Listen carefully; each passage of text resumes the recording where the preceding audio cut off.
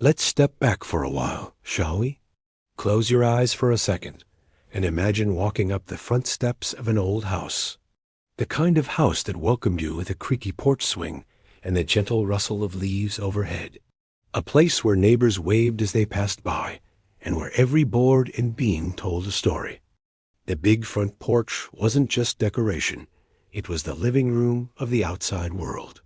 It's where people sat with lemonade on warm evenings, where grandkids played with marbles on the steps, and where someone, somewhere, always seemed to be rocking gently in a chair, just watching the world go by. That porch was social media before there ever was social media. News was shared from across railings, laughter echoed from one swing to another, and a cool breeze was the only air conditioning anyone needed. And speaking of mystery, do you remember those secret rooms some old homes had? They weren't just for hiding treasures or playing spy games as a child. In grand Victorian homes, those rooms might have held heirlooms. Or maybe they were just quiet corners built for escape, privacy, or a little magic. Behind bookcases, beneath staircases, tiny doors that led to whole worlds. Whether fact or fiction, it made you believe your house had secrets. Then there was the humble little boot scraper by the front door. It looked like nothing more than a curved piece of iron, but it stood guard at the threshold of every respectable home. Long before paved sidewalks and cars, these scrapers saved the day, removing not just mud, but the less pleasant leftovers from the horses that once trotted down the street. A small but mighty tool that spared many rugs and stained glass. That wasn't just for churches. In old homes, even a modest hallway window could be a canvas of color. Light didn't just shine, and it danced. As the sun moved, patterns of red, blue, and gold stretched across the wooden floors like a slow-moving kaleidoscope. It turned plain daylight into something magical. If you ever had to sneak up the servants' staircase, you'll remember how steep and narrow it was. Almost like the house didn't want you to be there. These hidden staircases weren't just shortcuts. They were part of a whole way of living, a time when the help moved in silence, behind the scenes. Today, those staircases are either sealed off or turned into quirky design features. But back then, they were the arteries of the home, carrying the unseen motion of daily life. Tucked into the wall near the kitchen, sometimes hidden behind a small door, was a built-in ironing board. And oh, the drama it caused when it suddenly dropped open like a trapdoor. But what a smart design, space-saving, practical, and always ready for action. That little cupboard wasn't just for pressing shirts. It was a folding station, a storytelling place, even a secret hideout for cats. In some homes, near a closet or in the hallway, there was a curious little door. Not quite big enough to crawl into, but deep enough to spark curiosity. That was the luggage cubby, or maybe the card table storage. Every house had its own name for it. One thing's for sure, it was the perfect place to hide folding chairs, holiday games, or, if you were a kid, yourself. Coal chutes were another forgotten feature. With a bang of the lid, a delivery man would pour coal straight into the basement without ever stepping foot in the house. It was messy, sure, but in the heart of winter, when the furnace kicked in and the floors grew warm, it felt like magic. That simple little chute kept families warm through the darkest nights. And who could forget the telephone nook? That little recessed space in the hallway, with just enough room for the rotary phone, a phone book, and maybe a tiny stool. The cord never reached far, so you stood in that corner giggling, arguing, whispering. It was the communication hub of the whole house. And somehow, every conversation felt more important when you were tethered to that wall. Finally, for today, let's step into the root cellar nature's refrigerator. Dug deep beneath the house, lined with stone or earth, it stayed cool even in the heat of summer. Potatoes, carrots, canned peaches from last fall all stored neatly on wooden shelves. It smelled like dirt and preservation and quiet. And for many families, it was a symbol of preparedness, self-sufficiency, and trust in the earth itself. There was a time when every home had a rhythm steady, comforting, and built into its walls. And nowhere was that more apparent than in the humble features we used daily without thinking. These weren't just architectural quirks. They were living parts of the family routine. Tucked behind the kitchen or hidden inside a hallway closet, you might remember the built-in ironing board. It wasn't just a clever space-saving invention. It was part of the daily soundtrack of home. The creak of the cabinet door, the metallic clang as the board dropped down, and the hiss of steam as your mother or grandmother pressed out every wrinkle by hand. For many, it was as familiar as the smell of fresh toast or the tick of the wall clock. And when it wasn't in use? Well, children found plenty of imaginative uses for it. From pirate ships to racetracks, it served double duty as part of the family playground. Not far away, probably close to the front hallway, there was often a telephone nook, carved into the wall with a tiny shelf and maybe a spot for a lamp. It was the communication center of the home, long before smartphones and text messages. The rotary phone sat like a throne, coiled cord tangled from years of pacing conversations. Every sibling had their turn waiting for a call, eavesdropping on others or whispering, "I love you," late into the night. Privacy was a dream, but so was connection. You called Grandma every Sunday. You rang up friends to make weekend plans.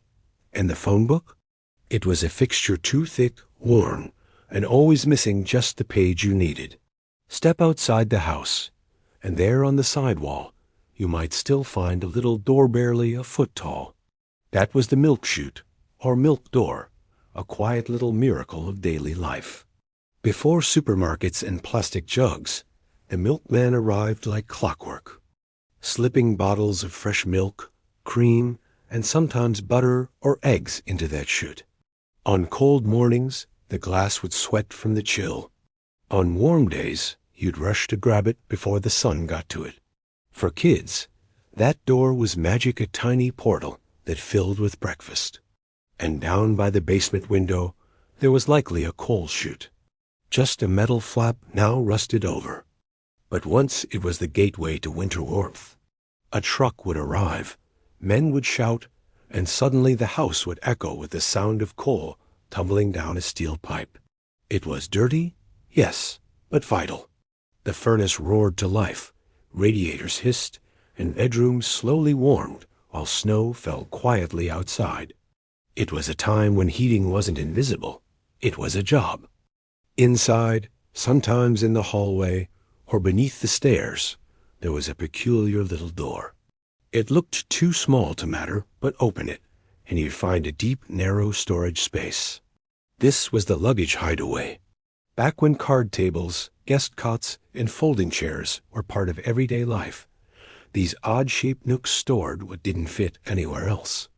To children, they were hideouts or secret tunnels. To adults, they were practicality disguised as charm. Then there was the stained glass, usually found above the front door or set into a hallway window. It wasn't there just for decoration. It was a quiet performance of light and color. Every morning and evening, the sun would pass through those vibrant panels, casting dancing rainbows on the floor, the walls, and sometimes across your face. Even the most ordinary day felt a little more special when colored sunlight was part of it. Let's not forget the servants' staircase either.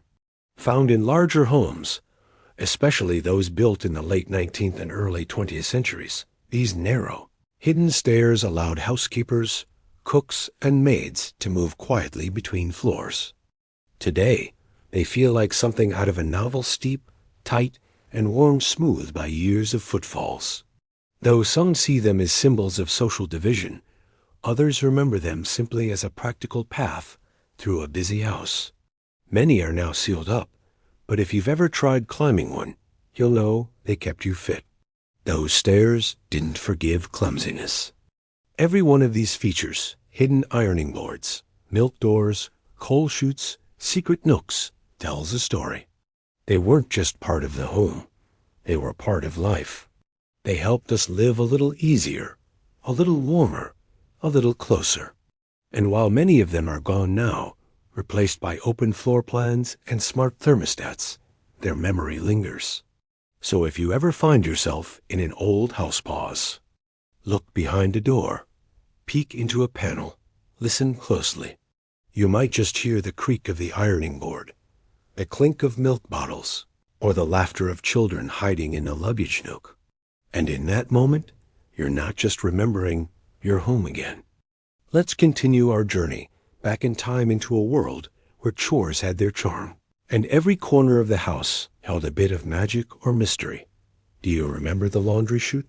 There was nothing quite like tossing your dirty clothes through a little door in the wall and watching them disappear into the unknown. It was a clever little invention, one that used gravity to solve a problem as old as time, keeping laundry from piling up in every room. In households of the 1940s through the 70s, laundry chutes weren't a luxury, they were standard. These vertical tunnels, often hidden in a hallway or bathroom, dropped straight into the laundry room or basement. For kids, they were like a portal. For parents, a quiet helper that kept the house tidy without needing a second thought. Of course, today we might think of them as a bit unsafe, especially with curious toddlers around. But for many families, they were simply part of daily life. Some even had vacuum-powered versions later on, making laundry collection as effortless as flipping a switch. From laundry, let's move to water more precisely, how homes used to manage it. In rural areas, especially before modern plumbing, homes often featured rainwater collection systems built right into the property. These cisterns, usually located underground or within the stone foundations of the house, gathered every drop of rainfall that hit the roof. Water from these systems was used for everything from watering gardens to household cleaning, and sometimes even drinking after proper filtration. It was a beautiful display of self-sufficiency, a time when people lived in harmony with nature, not against it. Today, as we return to more sustainable living, those old systems are no longer just outdated relics. They re-wise reminders of how cleverly our ancestors lived. And if you've ever toured an old estate or a grand Victorian home, you may have encountered one of the most fascinating home features, the dumbwaiter. This tiny elevator wasn't meant for people, but it sure did carry a lot of weight. Whether it was coal from the basement, dinner from the kitchen, or laundry heading upstairs, the dumbwaiter helped move heavy or messy loads without climbing stairs. Some of these systems were operated by pulley ropes. Others were electrified in later decades. But either way, they added a layer of convenience and mystery to any home. It wasn't unusual to discover a sealed-up shaft or strange vertical closet in an old home, only to realize it had once been a dumbwaiter. A clever, hidden helper now often forgotten, but not every design was so discreet. Some old homes proudly boasted high ceilings, sometimes reaching up to 14 or even 15 feet. These soaring ceilings weren't just for show, though they certainly made a statement of elegance and wealth in Georgian and Victorian times. They also served a purpose: hot air rises. And in an era before air conditioning, that upward escape helped keep rooms cooler in the summer. But with those dramatic ceilings came new challenges. Changing a light bulb? Not without a ladder tall enough to scare even the handest of homeowners. Still, high ceilings gave room for oversized drapes, dramatic chandeliers, and even indoor swings, yes, swings. If you had the height, why not use it? And just above those doorways, don't forget to look up. You might see a small transom window. These horizontal windows were once common above bedroom doors, living room arches, and even exterior entrances. They allowed light and air to pass through without compromising privacy. Before central air systems, they were an essential way to create cross-ventilation in homes. And even after their practical purpose faded, they remained a beautiful architectural detail, a reminder that even functional design could have a touch of grace. But beyond all the elegance and innovation, what truly made a house feel like a home was its heart, the kitchen. And in every truly lived-in kitchen, there was one sacred space, the pantry. Whether it was a narrow closet stuffed with canned peaches or a walk-in treasure trove of spices, snacks, and secrets, the pantry was the beating heart of the household. Children would sneak in to grab cookies. Parents stored jars of preserved goods. It was a place of abundance, community, and care. The pantry also symbolized something bigger, self-reliance. Many families didn't just cook, they stored, saved, and stocked up. In times of hardship, the pantry offered comfort. In times of celebration, it fed a crowd. And right near that pantry, you might have seen something that looked like a stylish sunken pit. No, it wasn't a hazard, at least not intentionally. It was also a tripping hazard. Built-in seating meant you were stuck with whatever layout the designer had chosen. Still, for many, those sunken spaces became the setting of cherished memories, family movie nights, long talks, and maybe a few clumsy tumbles. In homes where air conditioning was a luxury, people got creative with natural cooling methods. Cross-ventilation from well-placed windows, shaded porches for sleeping on summer nights, tall ceilings to trap heat near the roof. These were more than just design choices. They were survival tactics. Even the orientation of the house on its lot was deliberate to catch the breeze, avoid direct sun, and give shade to the front porch. Kitchens were often tucked in the back to keep the heat of cooking away from the rest of the home. And speaking of the front of the house, those stately newel posts on staircases weren't just decorative. In some homes, they held secrets, hidden compartments for keys, notes, or even coins. A clever little hiding spot, right in plain sight. And finally, for families who didn't yell across the house, there was the early tech solution. Home intercom systems. Wired into the walls, these speaker boxes allowed communication between floors without shouting. Though, let's be honest, most of us still just yelled, "Dinner's ready." Still, there was something futuristic about pressing a button and hearing your mother's voice echo from another room, or secretly listening in when you weren't supposed to. Each of these features, some grand, some humble, was a piece of the puzzle that made old houses so full of soul. They were not just about structure, but about how people lived, adapted, and connected. Shall we keep going? There's still more magic hiding in the walls of memory.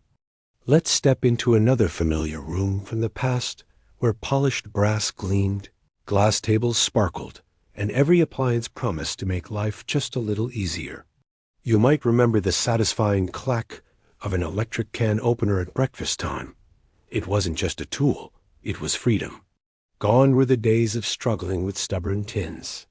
This compact machine made opening cans smooth, fast, and almost futuristic. In homes where time was precious and hands were often full, this device made its mark. And right beside the sink, there was often a countertop dishwasher. Not as grand as the built-in ones we see today, but back then, it was a modern miracle. It didn't need installation. Just hook it up to the faucet, and your dishes would be cleaned while you sat down for dessert. In tiny kitchens and first apartments, it felt like a luxury. For the households trying to keep things tidy and efficient, nothing said future quite like the trash compactor. Imagine compressing a full bag of garbage into a neat, dense brick with a push of a button. It promised cleanliness, order, even responsibility. And although it didn't always work quite as advertised, it still gave us the satisfying illusion of control. Now lift your eyes to the brass chandelier hanging proud above the dining table. The golden branches reflected ambition and elegance. They matched the shiny brass handles on your cabinets and drawers. That shine wasn't just about style, it was a statement. A golden era, quite literally.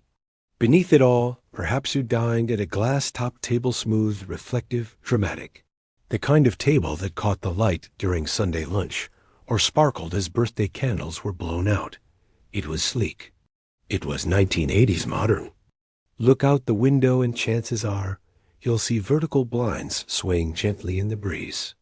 Practical, minimal, and just futuristic enough. With a gentle pull, they let the sunshine in or shut out the world entirely. Back then, every sliding glass door wore them like a uniform. And then, in the corner of the room, maybe there was a tea bar. Not just a place for drinks, but a mobile center of entertainment radio, TV, storage all, rolled into one. It followed you from the living room to the den, always ready to serve, always the life of the party. These were not just objects. They were the backdrop to family dinners, birthday parties, and quiet Sunday mornings. They were symbols of pride, convenience, and just a bit of glam. And for many of us, they were part of growing up. Stay with us. We've got one last room to explore before the story ends. We've walked through front porches and hidden staircases, peeked into ironing closets, and listened for the hum of appliances that once ruled our kitchens. We've touched the brass handles, traced the grain of wood on built-in benches, and smiled at milk doors and coal chutes and telephone nooks that felt like secrets. Now it is time to look at how all these pieces come together, not just as features of a house, but as chapters of a life. The things we used, the spaces we inhabited, the gadgets that hummed in the background, they weren't just functional. They were companions. They held moments of laughter, of tired Sunday afternoons, of whispered promises, of one more row of knitting, of just 5 more minutes of playing outside. So when you walk into an older home now, don't just see the walls, see the memories. The sweeping light across an etched transom window, the faint echo of a 60 hertz hum behind the pantry wall, the surprise of a wardrobe door that folds down into an ironing board. Each detail says, someone lived here, someone cared, someone hoped. And for you, dear viewer who remembers or revisits in curiosity, thank you. Thank you for sitting with me a little longer, for remembering with me, for hearing the echo of a simpler era and finding something meaningful in it. If this trip through memory warmed you, or made you laugh, or just made you think, I hope you'll stay a little while longer. Please give us a like if this story resonated. Share with a friend who grew up in one of these homes or simply loves design and memory. Subscribe so you won't miss our next journey down memory lane. And you know what? Leave a comment. Tell us what feature in your old house you miss the most. I'd love to hear about it. From all of us here, thank you. Until next time, American Yesterdays.